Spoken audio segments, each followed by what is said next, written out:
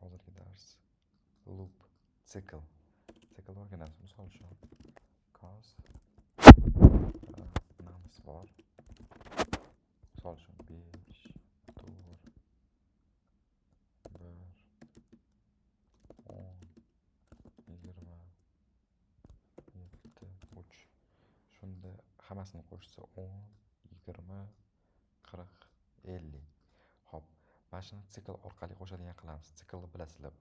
Programmingdan o'tgansizlar. Hozir yana bitta qaytarish qilamiz. JavaScript sikl qanaqa bo'ladi? Xullas, let sum 0. Mana shularni hammasini bir-biriga qo'shib, yig'indisini mana shu joyga olib kelishimiz kerak. Xo'p, buning uchun sikllarning har xil turi bor. Birinchisidan boshlaymiz. For bilan. For let I teng 0 ga. Let I teng 0 ga. I kichkina nams. I kichkina aytaylik. 1 2 3 4 5 6 7 dan. 7 dan kichkina. I plus. Xo'p, endi mana bu sikl mana bu yoqda sharti bo'ladi. Sharti to'g'ri bo'lsa, sikl to'xtamasdan ishlayveradi. Sharti noto'g'ri bo'lsa, keyin sikl to'xtaydi. Misol uchun aytamiz. I teng 0 ga davomimiz. Xo'p, 0 ga teng. Mana bu I kichkina 7 dan. 0. Mana bu I 0 ga teng. 0 kichkina 7 dan. Sharti to'g'ri. Demak, sikl ishlaydi. Sikl bitta ishlaydi. Keyingi sikl boshlanishidan oldin hamma narsa ishlaydi. I plus boshli darsda o'tganmi? 1 qo'shib qo'yadi I ga. Ikkinchi sikl I 1 bo'lib qoladi.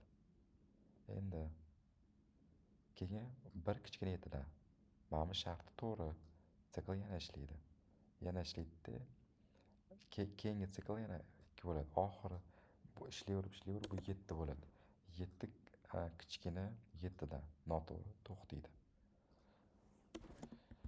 Endi mana shu sonlarni alohida ekranga chiqarish uchun nima qilaman? Lock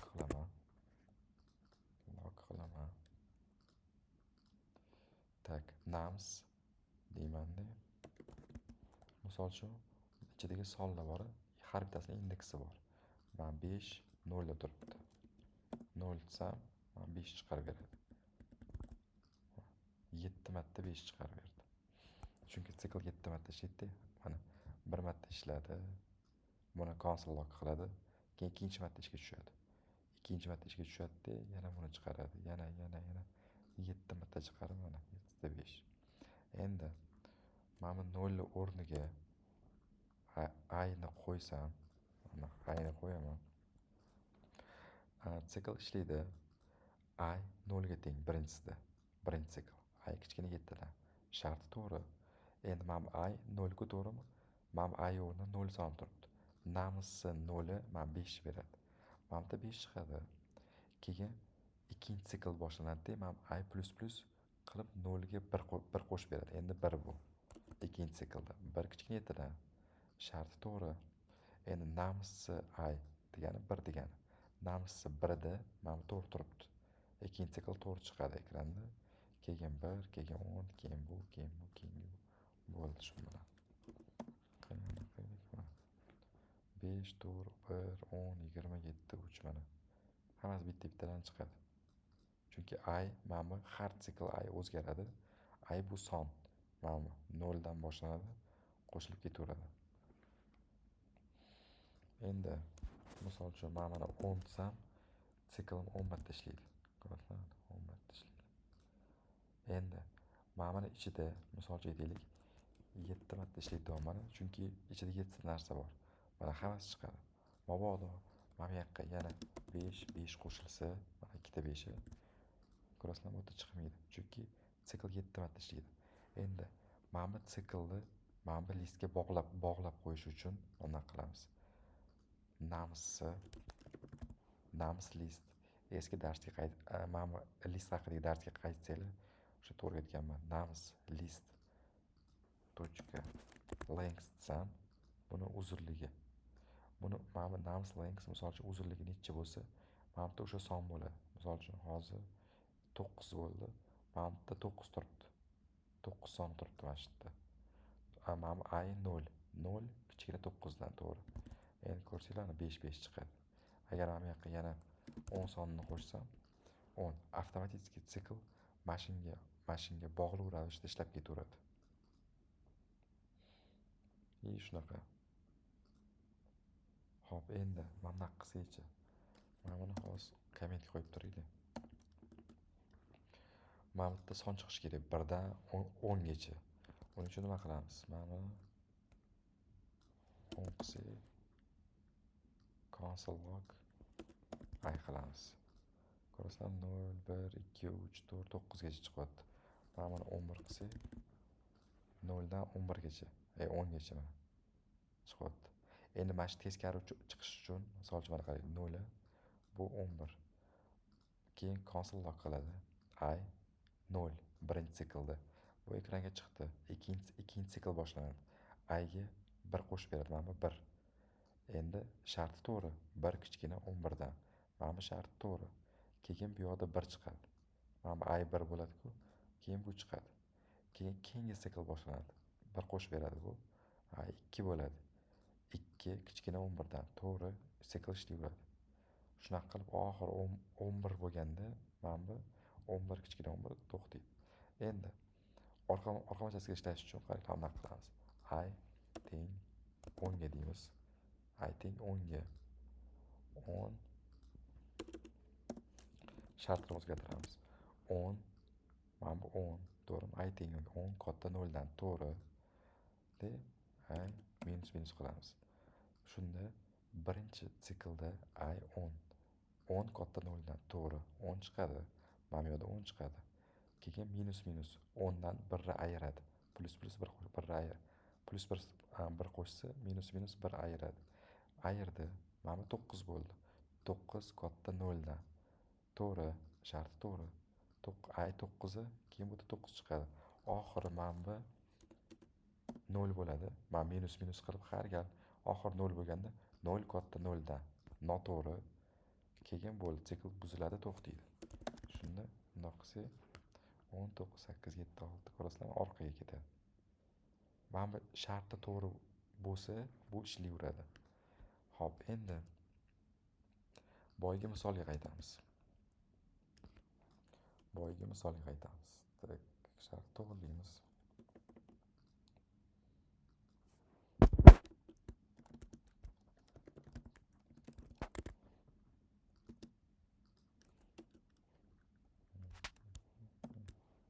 Tak, hozir mana bular hammasini hisoblab bunga qo'shishimiz kerak.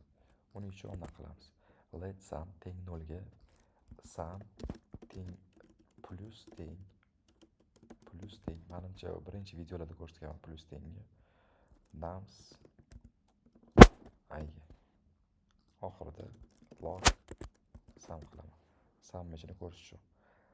Har sikldan birinchi sikl boshlandi, sumga qo'shadi. Qo'shib ketadi. Nums I ga. Xo'p, nums I mana 5 bo'ladi.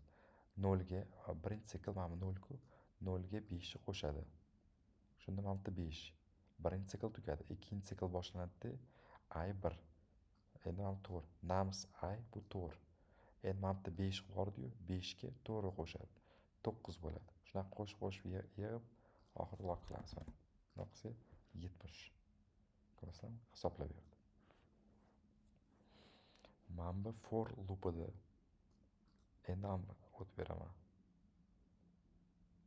Endi sizlarga hop, buni yaxshilab ChatGPT'lardan o'rganib, YouTube'lardan ko'rib o'rganasizlar. Bu for loop. Endi keyingisi. Xuddi sikl uchun bitta formasi har xillari bor. Hozir endi ikkinchisini ko'rsatib beraman. For. Ikkinchisi ham for. Let I in nums. Mana bu for in deb nomlanadi. For in degani qaranglar.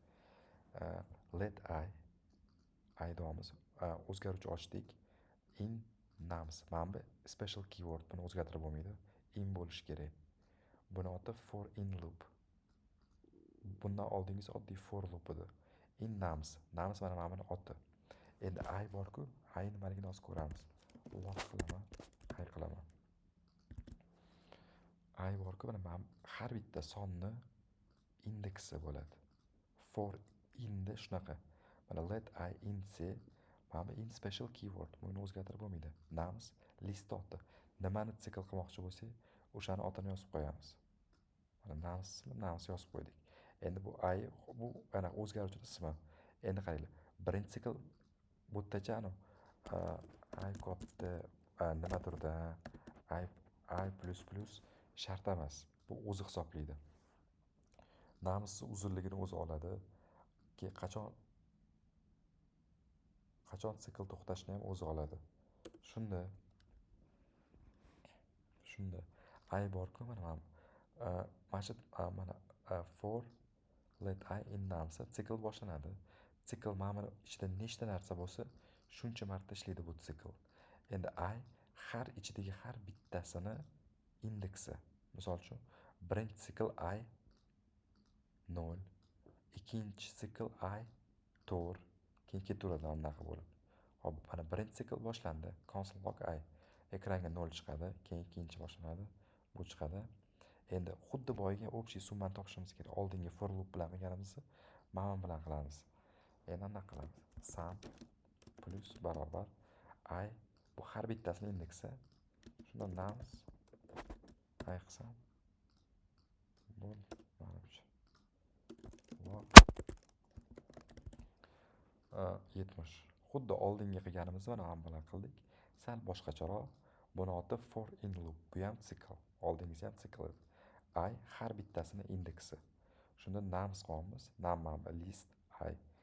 Birinchi sikl I 0, 0 ni sumga qo'shadi. Ikkinchi sikl I mana indeksi bo'ladi. Keyin buni sumga qo'shadi. Hammasi sikl to'xtagandan mana hamma JavaScript tepadan pastga o'qiydi-ku. Mana shu yerdan sikl mana aylantiradi anaqa qilib. Mana shu tugagandan keyin hisoblab bo'lgandan keyin pastga tushib console log qiladi. Bu for in loop. Mana bu in bo'lgani uchun for in loop deyiladi. Endi keyingisi xuddi mana shu ishni boshqasi bilan qilamiz. Let I mana off qilaman. Buni oti for off loop. For off bo'lgani uchun. Endi qarang, I nimaligini ko'ramiz. Boya har bittasini indeksi edi. Endi I ko'ramiz. Log I qilsak. U har bittasini o'zi endi bu valuesi. 0 qatdan kelib qoldi bu yoqqa 0. 5 5 10 0.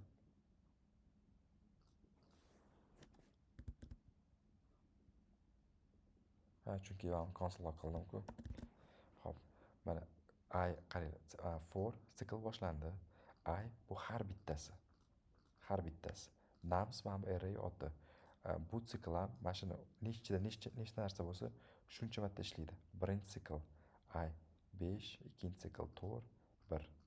Bu offda shunaqa. Inda bo'lsa, har bittasini indeksi edi. Turgan joyi 0, 1, 2, 3. For offda mana 5, 4, 1, 10, 7. Xullas har bittasi endi mana yig'inini topamiz. Yig'inini topish uchun mana qilamiz. Sum plus teng просто I ga. Ko'rasizmi? Vaziyatga qarab tanlanadi yoki bu yoki mana bundoq qilsak hozir. Mana 70 chiqdi. Ko'rasizmi? Hop, bu let I in names sum plus barobar names I. Misol uchun bu mana bu birinchisi let I teng 0 I kichkina names dot length I plus qilsak plus barobar names I. Xohlasanglar bu yo'l bilan, xohlasanglar bu yo'l bilan. Vaziyatga qarab tanlanadi. Misol uchun mana bu 10 so'mroq bo'lishi mumkin, mana bu 10 so'mroq bo'lishi mumkin. Hamma vaziyat har xil. Mana bu yerda sikl necha marta ishlashini biz boshqara olamiz yoki sikl teskari machasiga ishlashini qilishimiz mumkin. Bu sal boshqacharoq bu xullas bu for off, for in, mana bu oddiy for looplar, uchta sikllar. Uchalasi bilan bitta vazifani qildik. Bularni yaxshilab o'rganish kerak.